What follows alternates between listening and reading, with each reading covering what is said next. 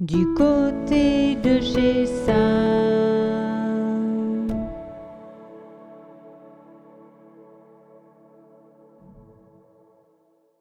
Bienvenue du côté de chez Sam.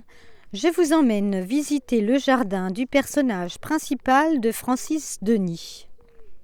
René, vieux jeune homme, possède une maison dans le nord de la France.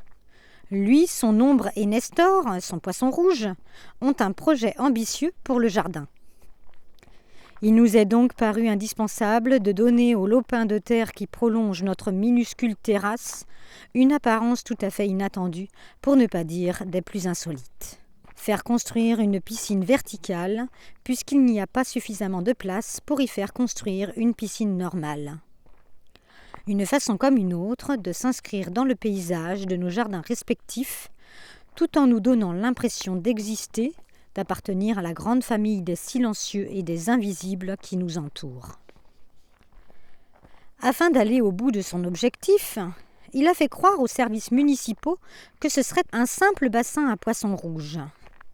Il lui a aussi fallu faire preuve de patience et d'obstination pour trouver un artisan assez fou et corrompu pour effectuer les travaux.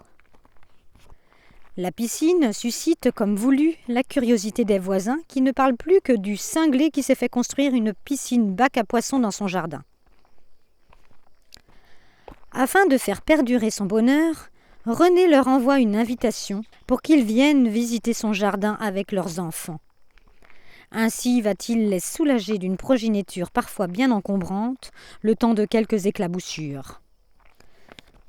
Par sécurité, il a fait installer un filet rigide aussi facile à poser qu'à enlever à 50 cm de profondeur. Grâce à son jardin, il reçoit la reconnaissance dont il a tant manqué dans son enfance.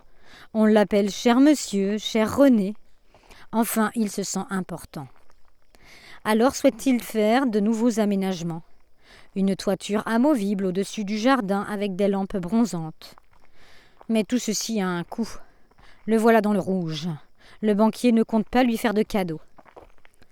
De plus, Théodore de travaux en tout genre lui met la pression pour être payé le plus vite possible. René se voit dans l'obligation de faire cesser tout chantage. Le jardin ne désemplit plus.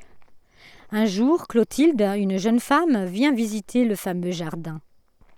Le propriétaire des lieux, qui ne pensait pas être intéressé par les femmes, avoue s'être retrouvé littéralement scotché, la tête remplie de nuages et complètement désemparé.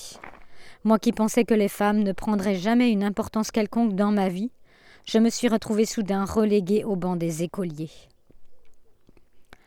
Très vite, ils deviennent amis. Clotilde remplace une enseignante dans la classe où se trouvent les deux orphelins de Théodore. Alors que René pourrait enfin être heureux, son crime ne va-t-il pas finir par le rattraper ? Une nouvelle qu'on a du mal à lâcher, tant l'écriture est agréable à lire et l'histoire prenante.